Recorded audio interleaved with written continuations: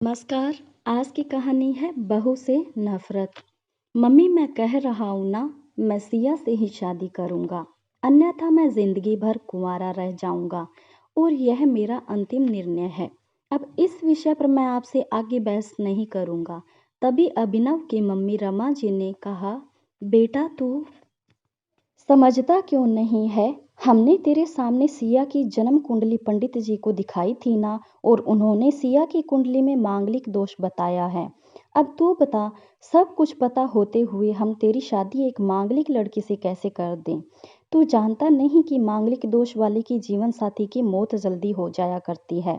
इसलिए तुझे मैं समझा रही हूँ, तू भूल जा सिया को। रमा जी ने अभिनव को बहुत समझाया, पर अभिनव का कहना था कि जब मैंने सिया से प्यार किया था, तब मैंने उसके साथ प्यार करते हुए जन्म कुंडली का मिलान नहीं किया था। ना ही मैं इन मिलानों को मानता हूँ, इसलिए अब बस शादी करूँगा तो सिर्फ सिया से, और यह मेरा आखिरी फैसला है। आखिर रमा जी को अपने बेटे की जिद के आगे झुकना पड़ा, और पंडित जी के द्वारा बताए गए अनुसार सिया के मंगल दोष को दूर करने के लिए अभिनव के साथ शादी करने से पहले सिया की शादी एक पेड़ के साथ करवाई गई, और उसके बाद सिया ने अभिनव से शादी करी।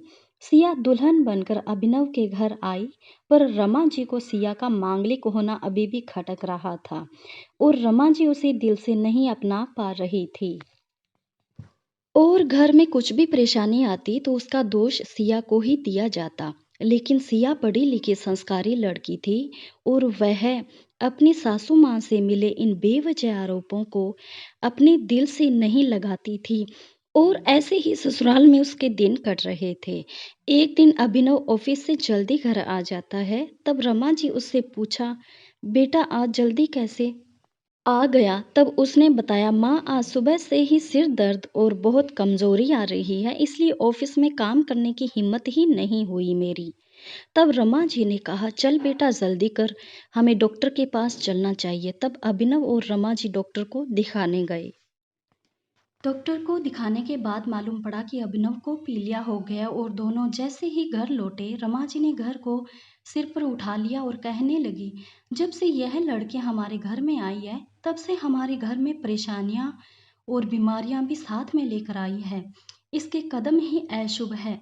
अब देखो, इसका मांगलिक दोष हमारे बेटे पर भी असर करने लग गया है। कल को अगर मेरी बेटी को कुछ हो गया तो कौन जिम्मेदार होगा? तभी सिया ने कहा, मम्मी जी प्लीज, और कितना नीचा दिखाएंगी आप मुझे? आज तक मैं चुप रही क्योंकि पापा ने यही सिखाया था कि बड़ों के आगे ससुराल में जवाब मत देना, पर आज तो आपने हद ही कर दी है। अगर मैं आज नहीं बोलती तो जिंदगी भर खुद को माफ नहीं कर पाती। मम्मी जी, अगर आप पंडित जी पर भरोसा नहीं करती थी तो उनके कहे अनुसार आपने सारी मांगलिक दोष निवारण की विधि क्यों करवाई? क्यों पहले आपने मेरी पेट से शादी करवाई?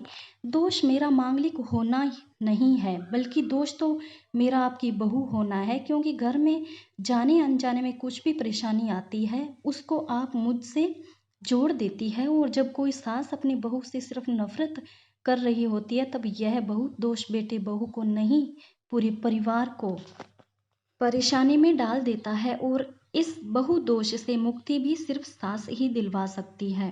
बहू को अपनी बहू माने, उसे दिल से अपनाएं, उसे भी सम्मान दें, और यह महसूस कराएं कि वह भी इस परिवार का सदस्य है।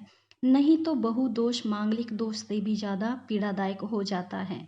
सिया की कही हुई बातें रमा जी के दिल को झकझोर रही थी, और उन्हें मन ही मन पश्चाताप भी हो रहा था। उस समय उन्होंने सिया को कुछ भी नहीं कहा। थोड़े दिन बाद अभिनव बिल्कुल ठीक हो गया और ऑफिस जाने लगा, और 1 महीने बाद अभिनव की सैलरी भी बढ़ गई। तब उसने घर आकर इसका श्रेय सिया को दिया। तो रमा जी बोली, हाँ सही है बेटा, तू तो सारा श्रेय बहू को ही देगा। तेरी माँ का आशीर्वाद भी तो तेरी प्रगति के पीछे रहता है तेरे साथ। तू तो मुझे श्रेय देना भूल ही गया। तब अभिनव ने कहा, माँ इस बार सिया का मांगलिक दोष मुझ पर और न ही मेरी तरक्की पर नहीं लगा। और माँ, जब हम पूरी परेशानियां का श्रेय सिया को देते हैं तो अच्छे कर्मों का श्रेय भी तो सिया को ही देना चाहिए। तो इसलिए आज का सारा सिया को जाता है। अभिनव ने हंसते हुए कहा। तो बताइए आपको कैसी लगी ये कहानी। अगर अच्छी लगी हो तो कमेंट में बताना और मेरे चैनल को ज़रूर सब्सक्राइब करना।